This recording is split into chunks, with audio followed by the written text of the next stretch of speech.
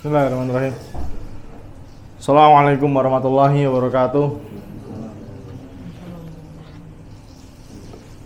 Alhamdulillahi hamdan katsiran thayyiban mubarakan fi kama yuhibbu rabbuna wa yarda.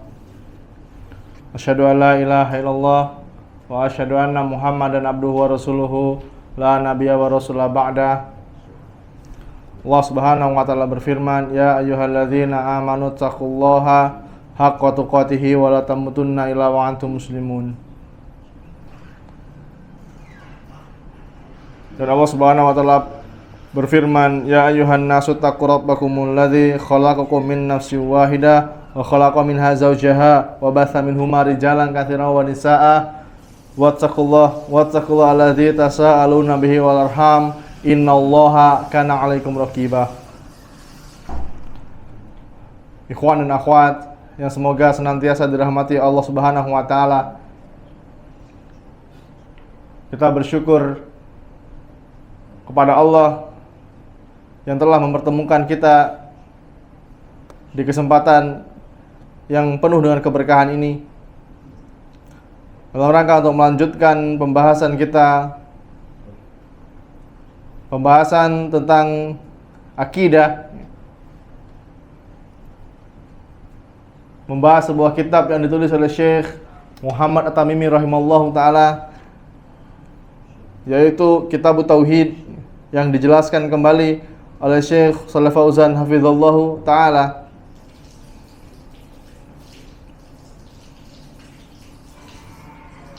Baik,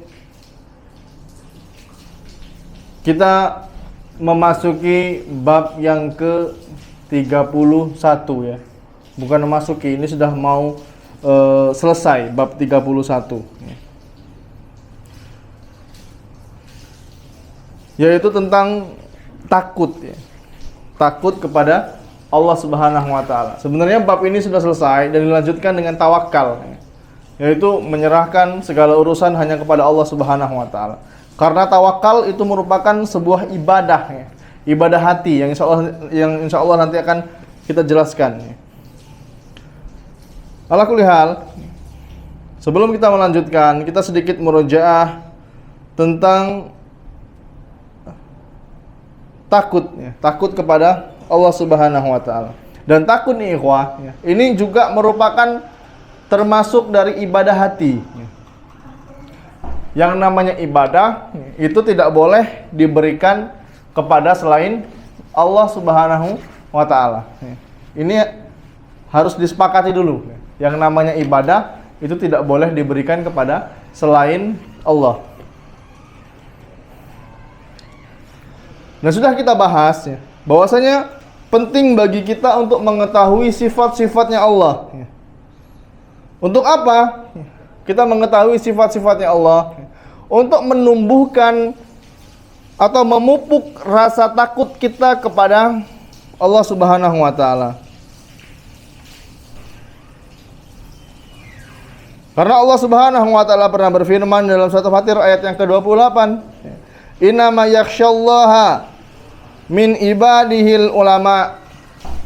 Sesungguhnya yang takut kepada Allah di antara hamba-hambanya hanyalah para ulama. Yang kemarin juga sudah kita bahas ya, tentang rasa takut ini ya. Cukuplah seseorang itu dikatakan dia berilmu ketika dia takut kepada Allah. Ya, sebenarnya dia bisa melakukan maksiat, melakukan dosa ketika dia sendirian, dia bisa. Tapi ketika dia mengetahui bahwasanya Allah itu zat yang maha melihat, maka dia urungkan niat tersebut. Dia mengurungkan niatnya untuk melakukan maksiat. Ya. Itu perkataan Ibnu Abbas ya. Ilmu itu adalah takut kepada Allah. Dan juga kemarin juga sudah kita bahas ya. Kita dianjurkan untuk mempelajari ancaman-ancaman Allah. Ancaman-ancaman bagi orang yang tidak takut kepada Allah. Ya, banyak ya orang yang tidak takut kepada Allah. Siapa contohnya? Koruptor. Sebelum mereka menjabat, kalau tidak salah ada sumpahnya ya. Ada sumpah sendiri. Bahkan sumpahnya di atas Al-Quran. Tapi masih ada oknum yang korupsi. Nah, ini contoh orang yang tidak takut kepada Allah Subhanahu wa ta'ala. Kemudian Allah mengirim bencana dan hukuman kepada kita untuk memberikan rasa takut kepada hamba-hambanya. Allah memberikan hukuman itu, mengirimkan bencana dan hukuman itu untuk memberi rasa takut kepada hambanya. Kemarin juga sudah kita bahas ya.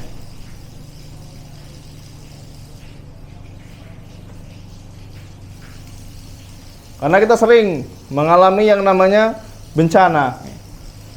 Lubuk Linggau ini nggak jauh-jauh dari apa bencananya? Banjir. Ya. Itu disebabkan apa? Apa? Mati lampu bencana juga ya. Wallahu a'lam bishawab.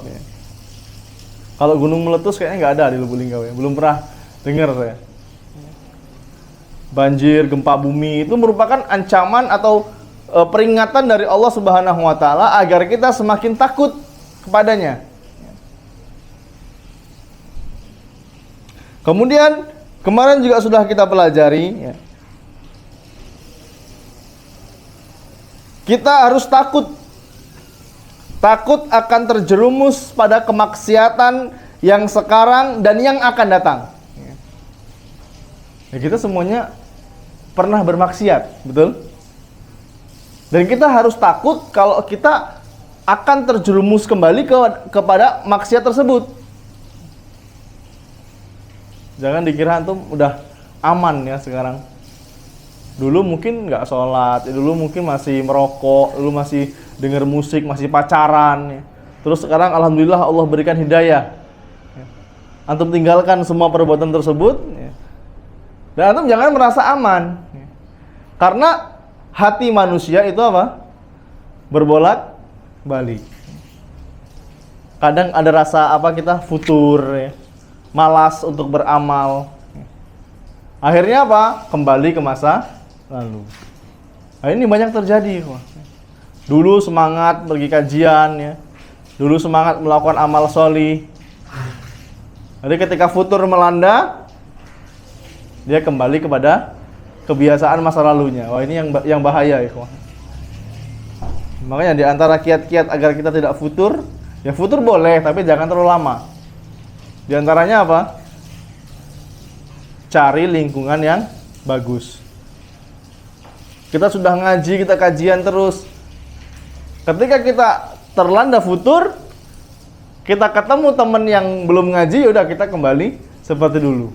Tapi kalau kita circle kita teman-teman yang sudah ngaji, maka akan saling mengingatkan. Minimal ketika kita mau berbuat maksiat, kita malu. Ketika kita mau berbuat maksiat, kita malu.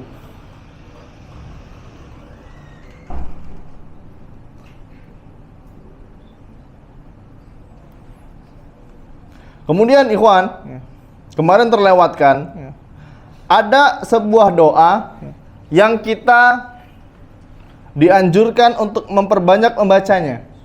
Apalagi di waktu-waktu yang mustajab. Doanya yang sering dibaca oleh Nabi Muhammad SAW, Allahumma inni a'udzubika an usyrika bika wa ana a'lamu wa astaghfiruka lima la a'lamu. Ya Allah, sesungguhnya aku berlindung kepadamu dari berbuat kesyirikan ketika aku mengetahuinya, dan aku memohon ampunan ketika aku tidak mengetahuinya. Mungkin kita kadang-kadang terpeleset melakukan syirik gak sengaja. Apa syirik gak sengaja? Untung ada aku, mendekati aku, mati dia. Oh ya, mendekati aku udah makan dari pengemis tadi. Aku kasih dia nasi kotak yang geprek 10 ribuan. Nah ini dia menafikan Allah. Nah ini kalimat yang harus dihindari. Ini doa ini usahakan Dibaca terus dan dihafalkan. Allahumma inni a'udzubika an usyrika bika wa ana a'lamu wa astaghfiruka lima la a'lamu. Doa yang sangat bagus ya, ini sering dibaca Nabi Muhammad sallallahu alaihi wasallam. Kemudian kemarin sudah kita pelajari ya, hendaknya kita takut meninggal dalam keadaan apa? Husnul apa su'ul? Su'ul khotimah ya. Kita takut meninggal dalam keadaan su'ul khotimah.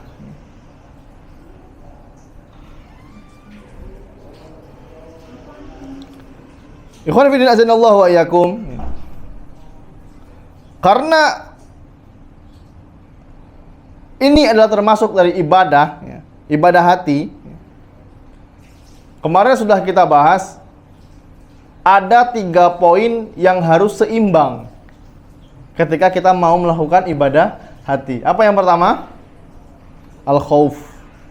Apa itu khauf? Yaitu rasa takut kepada Allah. Kemudian ar-raja, rasa harap hanya kepada Allah. Kemudian ditambah dengan al-mahabbah, yaitu cinta kepada Allah Subhanahu wa ta'ala. Dan kalau kita berharap kepada manusia, pasti kita akan kecewa. Tapi kalau kita berharapnya kepada Allah Subhanahu wa ta'ala, maka tidak akan pernah kecewa. Makanya kita gantungkan harapan kita hanya kepada Allah. Udah serahkan semuanya sama Allah. Nanti insya Allah kita bahas. Contohnya apa? Wah, gajian tanggal 27 misalnya, atau tanggal 1. Wah, bosnya lupa gajian tanggal mundur sampai tanggal 5. Kecewa nggak kira-kira tuh? Kecewa. Ini dia berharapnya hanya kepada makhluk.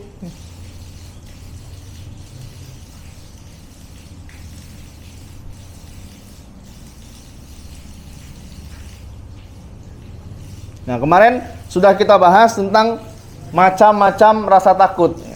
Karena al-ilmu bil murojaah, ilmu itu dengan diulang-ulang. Jangan sampai kita mempelajari kemarin yang sekarang lupa. Karena kita membahas kitab. Yang penting apa? Paham daripada selesai kita tapi tidak paham. Nanti pulang ke rumah, oh, alhamdulillah aku sudah paham, sudah selesai belajar kitab tauhid. Sudah setahun lebih belajar kitab tauhid. Ditanya tentang definisi syirik, nggak tahu, bingung nanti. Takut. Ada takut yang disyariatkan, yaitu takut kepada Allah Subhanahu wa ta'ala. Dan juga ada takut yang haram, takut yang diharamkan, yaitu takut yang syirik,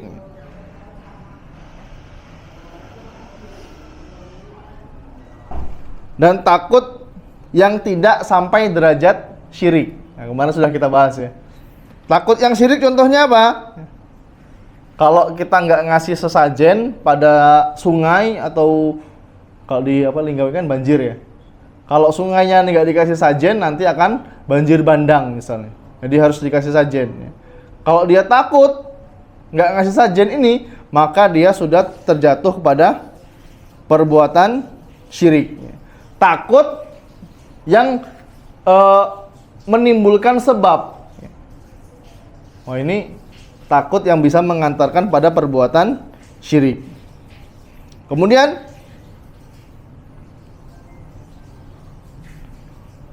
takut yang tidak sampai syirik. Ini takut tentang tabiat ya, yang memang terbawa dari lahir. Takut sesuatu tapi tidak sampai derajat kesyirikan.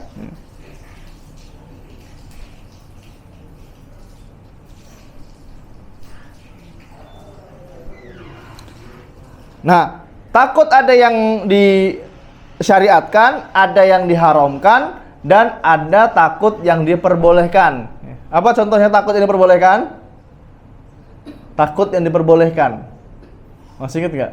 Takut kepada ular, takut kepada singa, takut pada ketinggian. Karena ada beberapa orang yang memang takut pada ketinggian ya.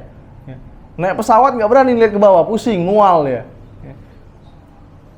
Oh ini ya.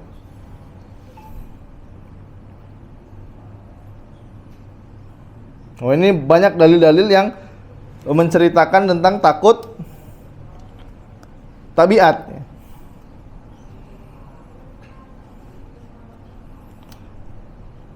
Dan kita akan melanjutkan tentang ini masih di bab yang ke-31 ya. Tawakal. Tawakal ya, kalau kita artikan dalam bahasa Indonesia itu adalah berserah diri. Sering ya kita ya. Ada yang bilang aku tawakal bela. Ujian lu ngapa enggak belajar? Ujian lagi ujian nasional nih. Ngapa enggak belajar? Wah, aku tawakal bela sama Allah.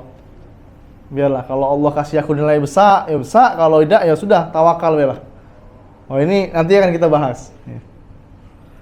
Di sini Syekh Muhammad At-Tamimi rahimahullah taala membawakan dalil surat Al-Maidah ayat yang ke-23. Qaulillahi ta'ala, Allah Subhanahu wa taala berfirman, "Wa 'alallahi fatawakkalu in kuntum mu'minin." Bertawakallah kalian kepada Allah dan hanya kepada Allah lah kalian bertawakal jika kalian benar-benar orang yang beriman.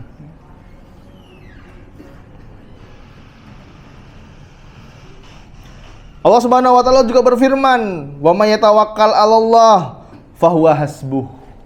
Dan barang siapa yang bertawakal kepada Allah, maka Allah akan mencukupinya. Kita tawakal sama Allah, Allah akan cukupkan kita.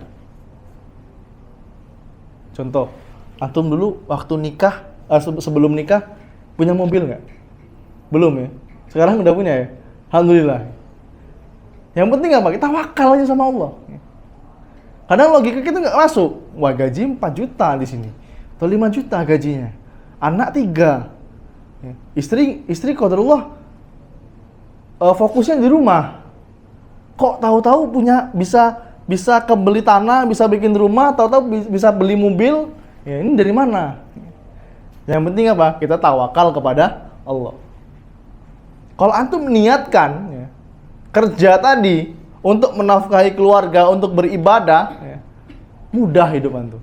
Tapi kalau kita kerja, fokus kita dunia, wah nanti harus punya ruko lagi, harus nambah kaplingan lagi, wah pusing kita. Pusing.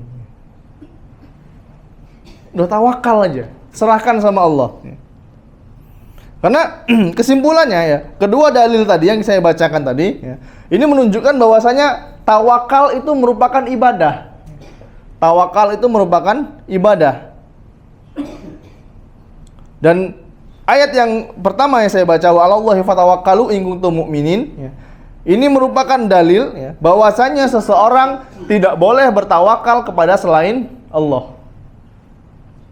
Tidak boleh sekali-kali kita bertawakal kepada selain Allah. Contoh tawakal kepada selain Allah yang diperbolehkan.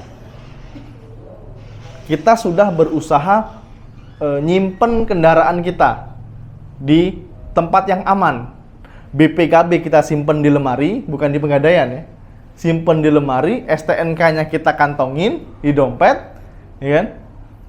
Udah dikunci setang, bila perlu digembok, qadarullah wa masa'a fa'al, hilang motornya. Sudah bertawakal. Apa solusinya? Kalau kita di Indonesia tinggal di negara hukum, kita lapor ke polisi. Kemudian kita serahkan urusan ini kepada polisi. Nggak boleh kita keliling nyari sendiri motor kita, kalau dapat pencurinya kita bunuh. Nggak boleh. Karena kita ini negara hukum. Biarkan pihak yang berwajib yang ngurusin. Tapi tetap kita bertawakalnya kepada Allah.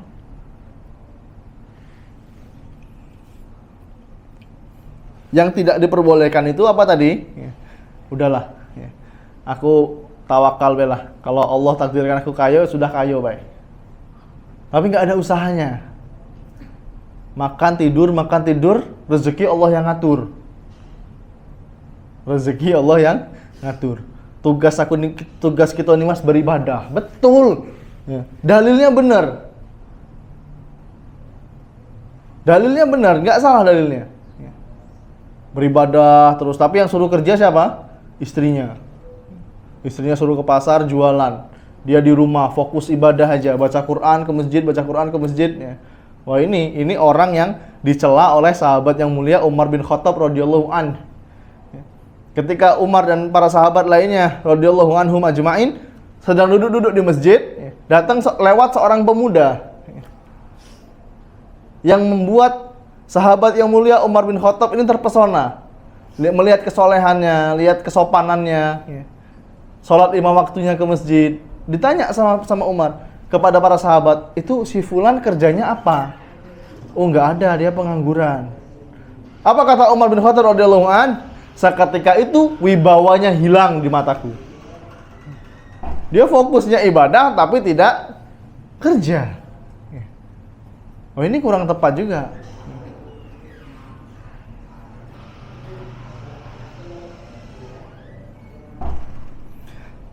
Ikhwan fillah azanallahu wa iyyakum. Di sini ya, penjelasan dari dalil ini surat Al-Maidah ayat yang ke-23. Allah Subhanahu wa taala mendahulukan kata Allah kepada Allah sebelum fatawakkalu. Bertawakallah kalian. Maksudnya Allah Subhanahu wa taala memerintahkan hamba-hambanya untuk bertawakal hanya kepada Allah. Kalaupun kita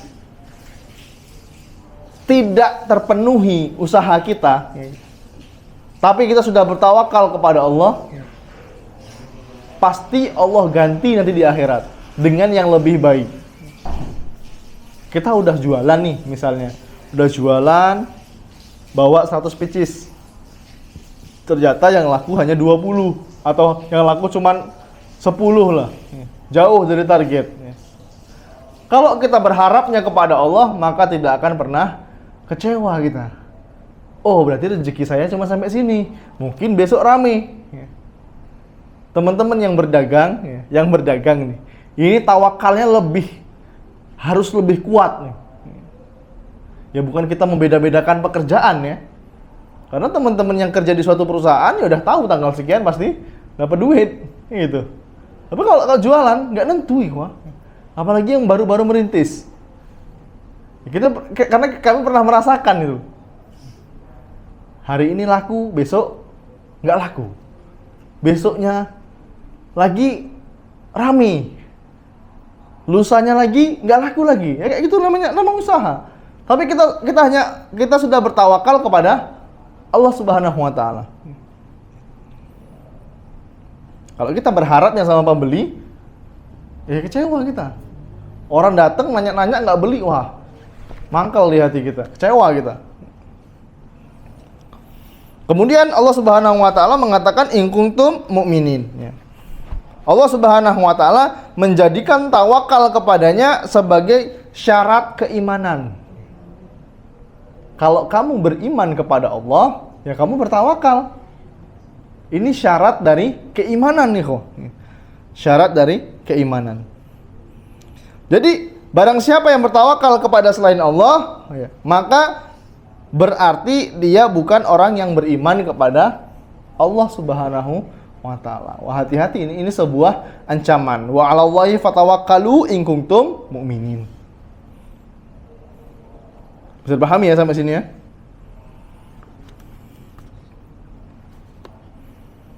Karena tawakal ini kaitannya dengan mencari rezeki biasanya. Tawakal ini kaitannya dengan mencari rezeki. Karena dalam syariat Islam kita sangat dianjurkan sebagai kaum muslimin untuk melakukan usaha yang bermanfaat untuk kehidupan mereka. Dengan tetap menekankan kewajiban untuk selalu bertawakal atau bersandar atau berserah diri kepada Allah Subhanahu wa taala. Allah Subhanahu wa taala berfirman dalam surat Al-Jumu'ah ayat yang ke-10 yang sering kita dengar ketika hari Jumat ya. Fa idza qudiyatis sholatu fantashiru fil ardi wabtaghu min fadlillah wadhkurullaha katsiran la'allakum tuflihun. Kata Allah Subhanahu wa taala, apabila sudah ditegakkan salat fantashiru, maka bertebarlah kalian di muka bumi ini. Untuk apa? Untuk mencari rezeki dan usaha yang halal. Wadhkurullaha katsiran la'allakum tuflihun. Dan ingatlah Allah banyak-banyak. Wadhkurullaha katsiran la'allakum tuflihun. Ingatlah Allah itu banyak-banyak, ingat Allah. La'allakum tuflihun, supaya kamu beruntung. Jadi ketika kita habis sholat Jumat, langsung segera kita buka toko. Karena ini perintah Allah Subhanahu wa taala. Habis selesai sholat, silakan kalian bertebar di muka bumi ini untuk mencari rezeki. Yang kerja di kantor ya kembali ke kantor melaksanakan kewajibannya, yang punya toko segera buka lagi tokonya, ya kan? Yang pedagang asongan silakan keliling lagi. Ini perintah Allah Subhanahu wa taala.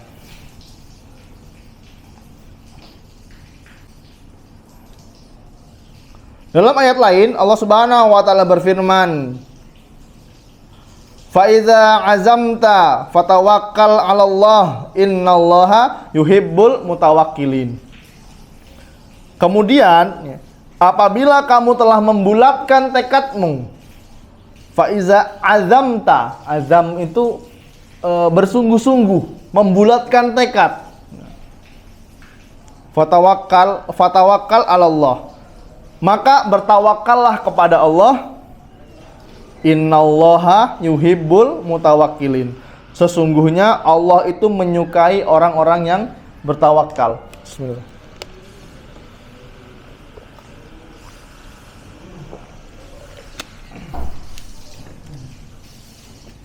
Nah, Rasulullah sallallahu alaihi wasallam beliau pernah bersabda, al-mu'minul qawiyyun khairun wa ahabbu ilallah minal mu'minil dhaif.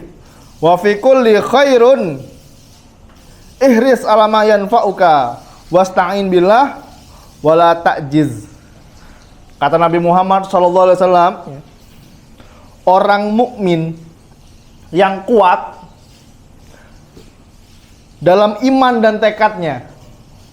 Walaupun para ulama sebagian para ulama mengartikan hadis ini secara letterlek.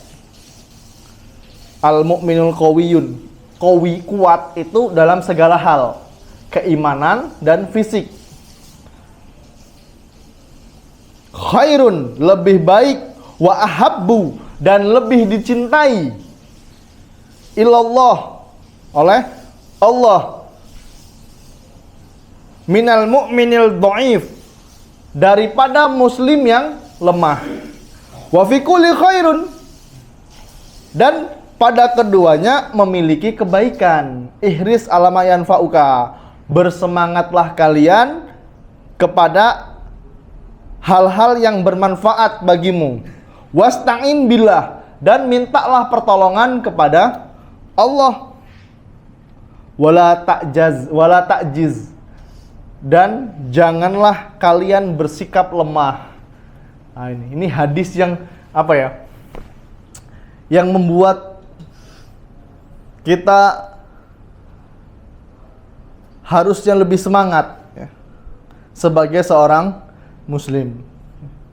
Tapi ini bukan dalil ya, bukan dalil untuk kita yang teman-teman yang hobi olahraga ya, apalagi di pusat kebugaran, pakai pakaian yang membuka aurat, kemudian ditempelkan hadis ini ya, ini kurang pas ya.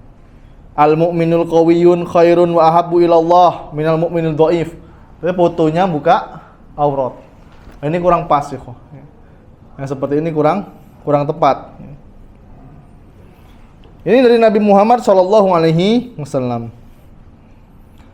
Adapun makna tawakal yang sebenarnya yang disampaikan oleh Imam Ibn Rajab Al-Hambali rahimallahu taala, beliau mengatakan tawakal yang sebenarnya adalah penyandaran hati yang sebenar-benarnya kepada Allah dalam meraih berbagai kemaslahatan atau kebaikan dan menghindari semua bahaya.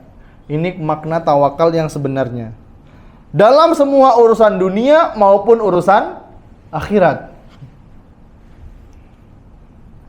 Menyerahkan semua urusan kepadanya dan meyakini dengan sebenar-benarnya bahwa tidak ada yang dapat memberi, menghalangi, mendatangkan bahaya serta memberikan manfaat kecuali Allah Subhanahu wa taala. Ini makna tawakal. Karena tawakal adalah amalan yang besar kedudukannya dalam agama Islam. Bahkan kesempurnaan iman dan tauhid kita dalam semua jenis tidak akan dicapai kecuali dengan menyempurnakan tawakal kita kepada Allah Subhanahu wa taala.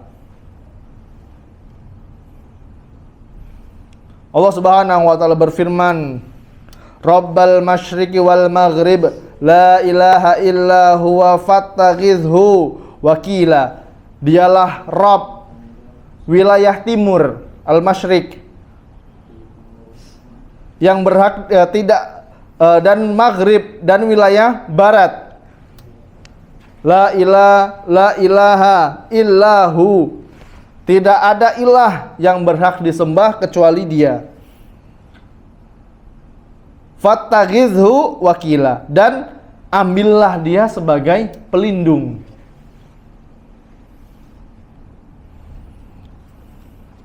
Ikhwani fi din azanallahu wa iyyakum.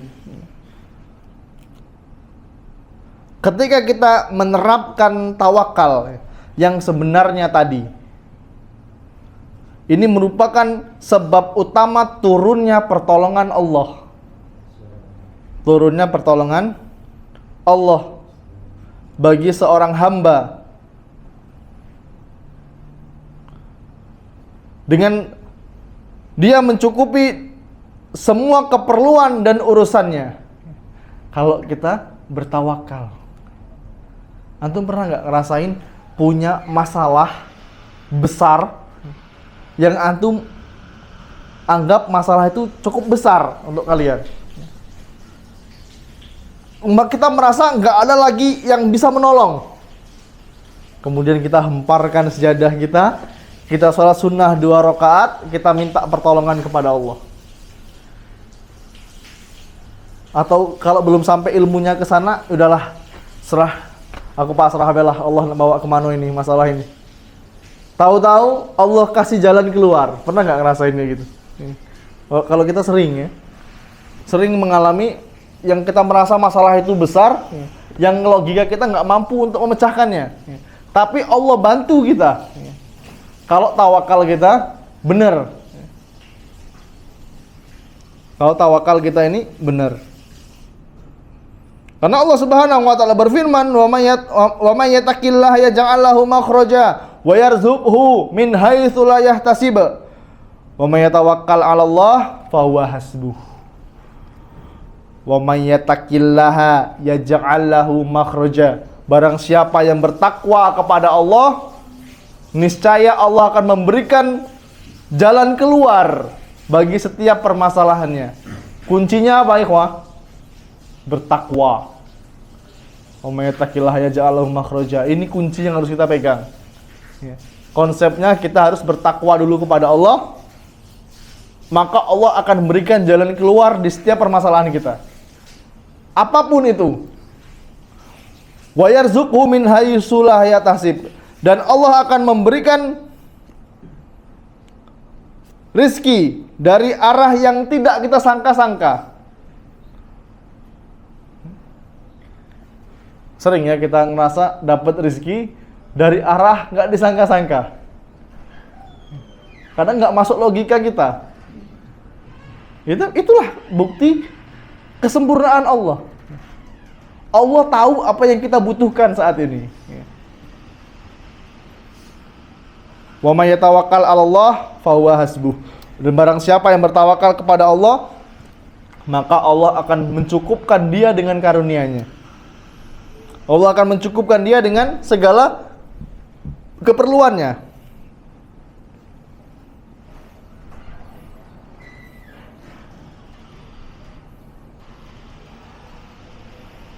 Nah, kembali ke konsep rizki tadi. Kalau kita mau dapat rizki yang berkaitan dengan materi ya kita harus punya usaha. Yang berdagang ya silakan berdagang, yang kerja di kantor silakan kerja di kantor, yang punya usaha silakan jalankan usahanya, selagi usaha itu tidak bertentangan dengan syariat. Kalau dia jelas bekerja di sebuah lembaga yang ada kaitannya dengan riba misalnya, udahlah aku tawakal ikhtiarnya di sini nyari rezeki. Semoga berkah dari mana? Atau dia menjual barang haram, menjual minuman keras misalnya. Oh, rezeki aku di sini. Atau dia main judi untuk menafkahi anak istrinya, keluarganya. Ya, ini bukan tawakal namanya. Karena bertentangan dengan syariat.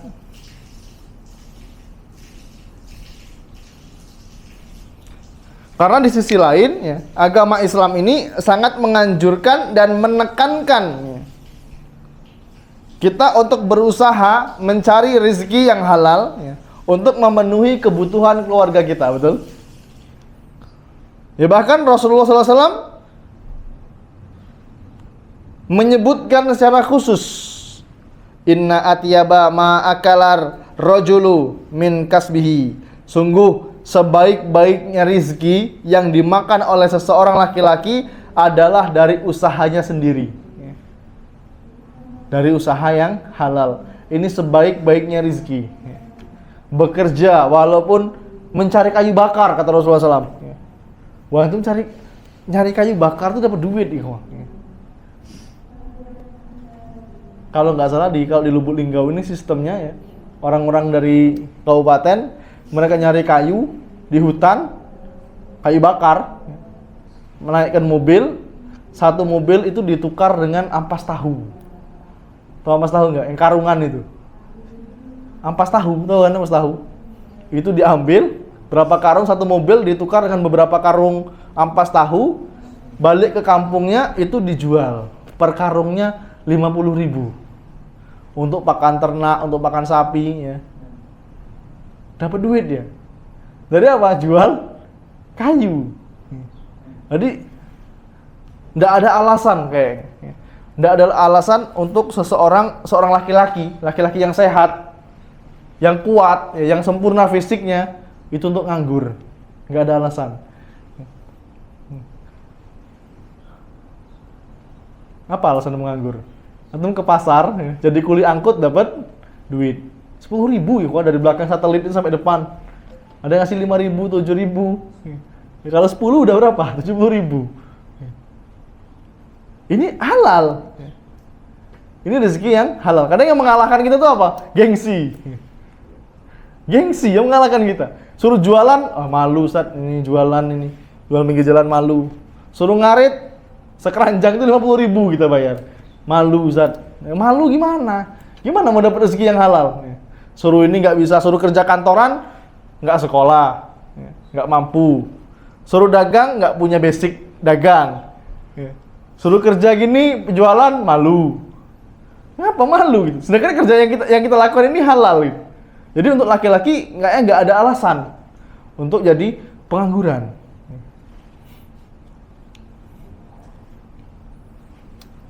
Posisi kita mungkin nggak punya nggak punya link untuk kerja di kantor gitu kan. Antum punya usaha apa misalnya? Usaha jualan bantal. Bang Zul, boleh nggak saya posting bantal Bang Zul ini?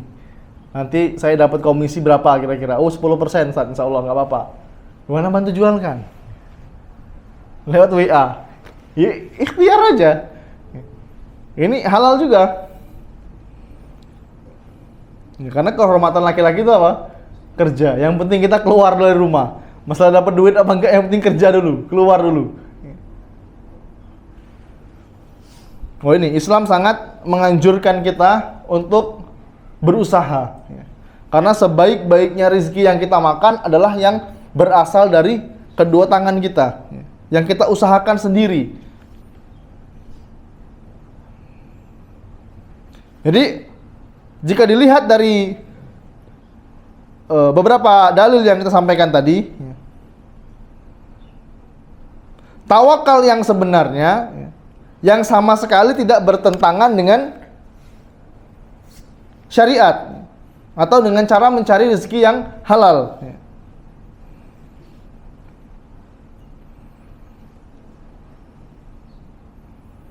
Ini adalah sebaik-baiknya rezeki.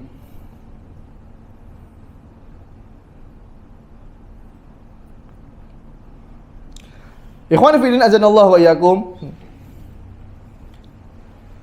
Tawakal yang termasuk syirik dan yang diperbolehkan. Ada tawakal yang termasuk syirik dan yang diperbolehkan juga. Tadi sudah kita bahas di atas bahwasanya tawakal ini merupakan ibadah yang besar nilainya di sisi Allah Subhanahu wa taala.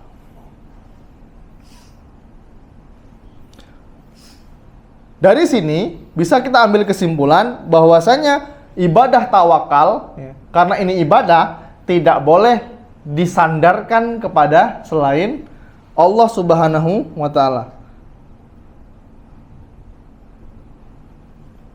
Karena apa? Yang dapat memberikan manfaat, yang dapat memberikan mudarat, yang memberikan bahaya, yang mendatangkan rezeki kepada kita itu hanya Allah Subhanahu wa taala.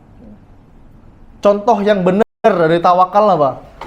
Tawakal itu terbangun dari dua rukun. Yang pertama itu menyerahkan segala urusan kepada Allah dan disertai dengan ikhtiar atau usaha. Ini perlu diulang-ulang terus. Jadi jangan sampai kita disibukkan dengan ibadah tapi nggak ada waktu untuk ikhtiar. Dalilnya apa? Allah itu Maha Pemberi rezeki. Terus istrinya yang suruh kerja, ini kurang tepat. Berarti Ustaz harus imbang ya antara dunia dan akhirat. Ini kurang pas juga. Kalau balance ini kurang pas. Terus gimana? Yang prioritas utama kita tetap akhirat. Contohnya gimana? Akhirat menjadi prioritas utama kita. Kita kerja, kita berusaha, kita dagang, tapi ketika masuk waktu sholat, kita tinggalkan semua pekerjaan kita. Kalau pekerjaan kita menghambat kita untuk beribadah kepada Allah, tinggalkan pekerjaan, cari usaha yang lain. Tapi Ustaz, gajinya besar Ustaz, 3,5 juta. Kerja di sini gajinya 3.500.000, tapi antum nggak bisa sholat jamaah. Terus gimana solusinya? Berusaha minta keluangan waktu untuk bisa sholat berjamaah. Kalau nggak bisa, bismillah, cari usaha yang lain. Kecuali ada beberapa profesi yang darurat. Contoh, dokter. Dokter ketika lagi operasi, lagi ngoperasi pasien, masuk waktu sholat, kita harus selesaikan dulu proses operasinya. Lagi operasi sesar misalnya, Allahu Akbar, asyhadu an la ilaha illallah, ada qomat. Wah, ini afwan, saya tinggal dulu ya, saya mau sholat jamaah dulu. Wah, ini kurang pas karena mudaratnya lebih besar. Tapi kalau ada dokter lain yang bisa menggantikan, ya monggo silahkan. Ini termasuk dari ikhtiar.